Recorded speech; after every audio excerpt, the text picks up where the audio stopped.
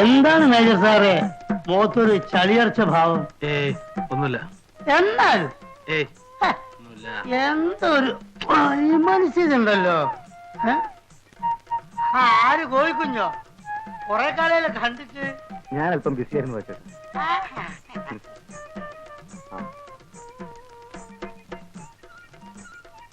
അല്ല, നിങ്ങളല്ലേ അന്ന് പറഞ്ഞത് ട്രാൻസ്പോർട്ട് മന്ത്രി സുന്ദരൻ നായർ അല്ലെന്ന്? അങ്ങേര് തന്നെ ആണെങ്കിൽ താൻ പോയി ബസ്സിൽ കയറി ഇരുന്നു. അന്തസ്സുള്ളവരായ പറഞ്ഞ വാക്കിന് വില വേണം മിസ്റ്റർ. അന്തസ്സിനെ പറ്റി താൻ കൂടുതൽ സംസാരിക്കണ്ട. അന്തസ് കൂടി ഉണ്ടായിരിക്കും പെമ്പിള്ളാർ പറയാൻ വായുവൊക്കെ ഇറക്കുന്നത്. സ്ത്രീയും പുരുഷനും കണ്ടുമുട്ടിയാൽ പരസ്പരം ഇഷ്ടപ്പെട്ടാൽ അതിലെന്താ തെറ്റ്? ഇഷ്ടപ്പെട്ടാലല്ല, ഇഷ്ടപ്പെടാനും പ്രേമിക്കാനും വേണ്ടിയല്ലേ പുറകെ നടക്കുന്നത്. പ്രേമം ഇത്ര ഒരു അലവലാതി പരിപാടി ഈ ലോകത്തിലില്ല. റോമിയോ ജൂലിയറ്റ് എന്ന് കേട്ടിട്ടുണ്ട്. ലോകം മുഴുവൻ കരഞ്ഞ പരിശുദ്ധ പ്രേമം. അവരെന്താ അലവലാദികളാ? ആണേലും അല്ലേലും അവസാനം ചത്തില്ലേ രണ്ടും?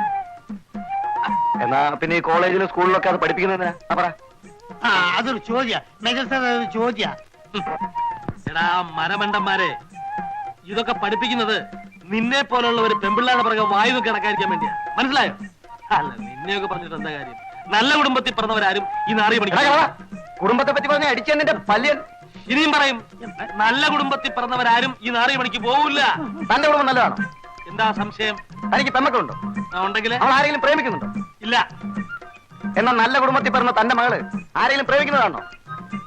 അതിന് വേറെ ആരെങ്കിലും മകളായിരിക്കണം. ബെറ്റുണ്ടോ?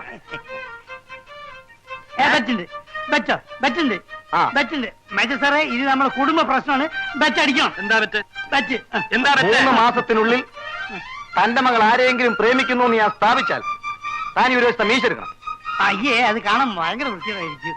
അല്ല, സപ്പോസ് അവൾ പ്രേമിച്ചില്ലെങ്കിലോ? അങ്ങനെ തല ഞാൻ മുട്ട മുട്ട അടിക്കണം. അത് നമുക്ക് പച്ച മുട്ട അടിക്കണം. അടിക്കണം. മുട്ട അടിക്കണം. എല്ലാം അടിച്ചാലേ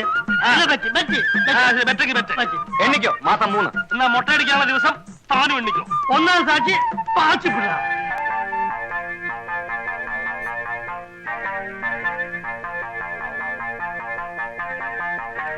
ഒന്ന് ചോദിച്ചോട്ടെ, അതിപ്രശസ്തനായ ഒരു ഫയൽവാൻ ഈ ഭാഗത്ത് എവിടെ താമസമുണ്ടല്ലോ, അദ്ദേഹത്തിന്റെ വീട് അറിയാമോ? പേരെന്താ? എന്റെ പേര് കോര. ഫയൽവാന്റെ പേര്? ഫയൽവാൻ വാസുപിള്ള. താനെന്തിനാ ഫയൽവാനെ കാണുന്നത്? അദ്ദേഹത്തിന്റെ കഴിവുകളെ പറ്റി പലരും പറഞ്ഞു കേട്ടിട്ടുണ്ട്. ആ വീരശൂരന്റെ ശിഷ്യനാകാൻ അനിയൻ ആഗ്രഹിക്കുന്നു. ഫയൽവാൻ വാസുപിള്ള അത്ര വലിയ മിടുക്കനാണെന്ന് എനിക്ക് തോന്നുന്നില്ല. അനാവശ്യം പറയരുത്. ഇതുവരെ അദ്ദേഹത്തിന്റെ ശിഷ്യനാകാൻ കഴിഞ്ഞില്ലെങ്കിലും ആ മഹാന് വേണ്ടി ഏകലവ്യനെ പോലെ എന്റെ വിരല് മുറിച്ചു കൊടുക്കാൻ പോലും ഞാൻ സന്നദ്ധനാണ്. വെറുതെ വിരൽ കളയാൻ. നിങ്ങൾ പറയുന്ന യാതൊരു കഴിവും അയാൾക്കില്ല. മിണ്ടരുത്. ഇനി ഒരക്ഷരം മിണ്ടിയ അടിച്ചു തന്റെ പല്ല വെക്കും. അത്ര വലിയ ഗുരുഭക്തിയാണോ? എന്നാൽ അതൊന്ന് കാണണമല്ലോ. ഫയൽവാൻ വാസുപിള്ള ഒരു തെണ്ടിയാണ്. ക്ഷമിക്കണം, എന്റെ ഗുരുവിനെ പറ്റി പറഞ്ഞപ്പോൾ എനിക്ക് നിയന്ത്രിക്കാൻ കഴിഞ്ഞില്ല. ഈ അടി എനിക്ക് കിട്ടിയ അംഗീകാരമാണ്. നിനക്ക് എപ്പോ വേണമെങ്കിലും വന്ന് ഗുസ്തി പിടിക്കാം. ഞാനാണ് ഫയൽവാൻ വാസുപിള്ള. ഗുരു, നീ എന്തിനാണ് ഈ ലോകത്തുള്ള പെണ്ണുങ്ങളൊക്കെ പറ്റി അപവാദം പറയുന്നത്? അല്ല, നീയല്ലേ പറഞ്ഞ ആ ജാനുവിന് ഗർഭാണ്, വയറ്റിൽ കുട്ടിയാന്നൊക്കെ ഡോക്ടർ ഓപ്പറേഷൻ ചെയ്ത് കട്ടിയാന്ന് പറഞ്ഞല്ലോ. അല്ല, നിനക്ക് ഈ ബോർഡ് എഴുതി നടന്നാ പോലെ എന്തിനാ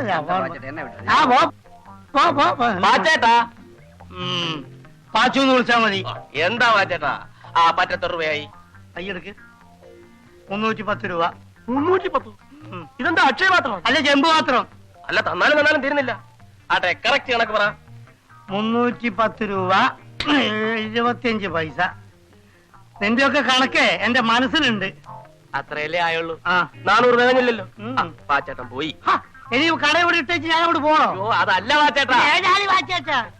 ഒരു പാക്കറ്റ് വിൽസും ഇതേ 2 പഴവും. സപ്പോസ് പഴം ഇതേ തന്നെ വേണോ? ഒരു 5 രൂപ എടുത്തോണ്ട് വച്ചിട്ട്. അപ്പൊ 400 തയ്യോ?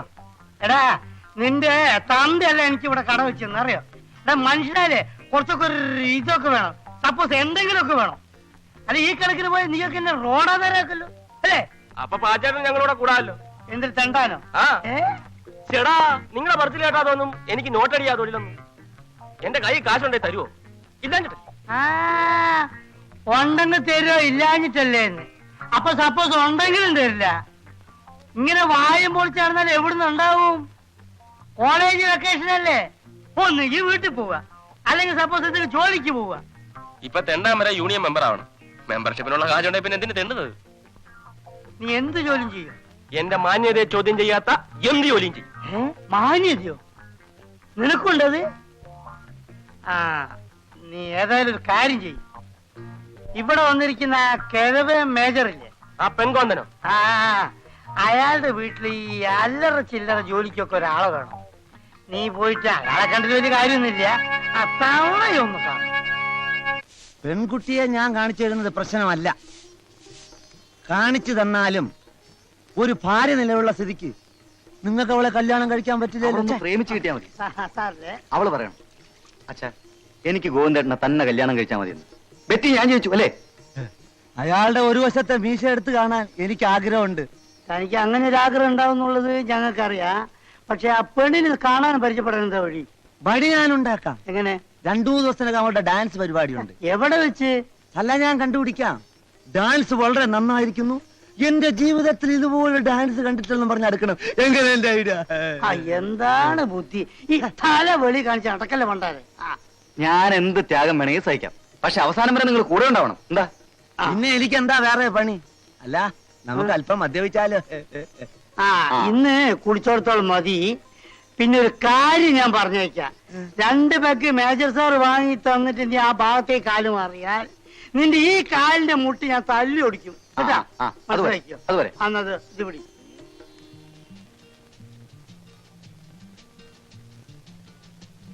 എടോ, ഇത് നിന്റെ ബനിയനല്ലേ? ഇന്ന് ഒരു ദിവസത്തേക്ക് ഞാൻ ഇത് ഇട്ടോട്ടെ? വേണ്ട, ഞാൻ ഇട്ടോളാം. അല്ല, ഇന്ന് ഒറ്റ ദിവസത്തേക്ക് മതിയേ. നിന്നോട് ഞാൻ സത്യം പറയാം, ഇന്ന് എന്റെ നാട്ടിൽ നിന്ന് നല്ലൊരു ഫാമിലി റെയിൽവേ സ്റ്റേഷനിലെത്തുന്നു. നല്ലൊരു ഫാമിലിയാ. നല്ലൊരു ഫാമിലി എന്ന് പറഞ്ഞു കഴിഞ്ഞാൽ നല്ലൊരു പെൺകുട്ടി അതിൽ ഉൾപ്പെടുന്നുണ്ടേ. അപ്പോ ഇന്ന് ഞാൻ ഇത് ഇട്ടിട്ട് പോയാൽ നിനക്ക് അവരെ അടുത്ത ആഴ്ച ഞാൻ പരിചയപ്പെടുത്തി തരാം കേട്ടോ. അങ്ങനെ നീ ഷൈൻ ചെയ്യണ്ട. വേണമെങ്കിൽ ഞാൻ ഇത് ഇട്ടുകൊണ്ട് അവരെ കാണാൻ വരാം. അതൊന്നും പറ്റൂല. ഇന്ന് എനിക്കൊരു ഇന്റർവ്യൂ ഉണ്ട്. ഒരു എക്സിക്യൂട്ടീവ് പോസ്റ്റ് ആണ്. 2000 rupees സാലറി. ഇത് കിട്ടിയാ ഞാൻ MA മതിയാക്കും. അതുകൊണ്ടാണ് ഈ ബനിയൻ ഇട്ടുകൊണ്ട് ഞാൻ ഇന്റർവ്യൂവിന് പോണത്. അത് ശരിയാ, ഈ ബനിയനോട്ട് ചെന്ന എന്ത് ജോലിയും കിട്ടും. എവിടെ ഇന്റർവ്യൂ? ഘോഷ് കെമിക്കൽസ്.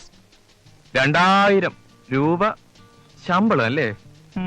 ഇപ്പൊ 2000 രൂപ കിട്ടും. സ്റ്റൈപ്പൻഡ് കുറച്ചുകൂടെ കഴിയുമ്പോ 3000 രൂപ കിട്ടും. ഈ ഘോഷ് കെമിക്കൽസിലെ ഘോഷിന് തലയ്ക്ക് വല്ല അസുഖമായിരിക്കും. സമയം എത്രയായി? വാച്ച് എവിടേക്കാ? നിങ്ങൾ രാവിലെ എവിടേക്കാ? നീ എവിടേക്കാ? കൊല്ലത്തുള്ള എന്റെ ചിറ്റപ്പന്റെ മകളുടെ ഭർത്താവ് ഇന്നലെ രാവിലെ ചത്തുപോയി. കമ്പി വന്നിരുന്നു. എന്നിട്ട് നീ എന്താ ഇതുവരെ പറയാതിരുന്നത്? വെറുതെ നിങ്ങളെ കൂടെ എന്തൊരു ദുഃഖത്തിലാഴ്ത്തണമെന്ന് കരുതി. എന്തോ നിന്റെ ചിറ്റപ്പന്റെ മകളുടെ ഭർത്താവ് ചത്ത നമുക്കെന്തര്? ഒന്നുമില്ലേ. നീ ചത്താലും ഞങ്ങൾ സന്തോഷിക്കുകയുള്ളൂ. ഓഹോ, അത് ശരി. ശവസംസ്കാരത്തിന് മുമ്പെങ്കിലും എനിക്ക് അവിടെ എത്താം.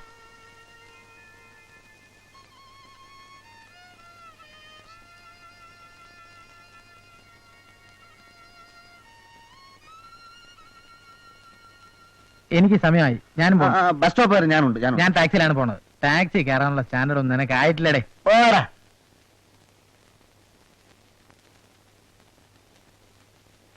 അവസാനം ഞാനൊരു തീരുമാനം എടുത്തു. നിന്റെ ഷർട്ട് ഞാൻ എടുത്തു.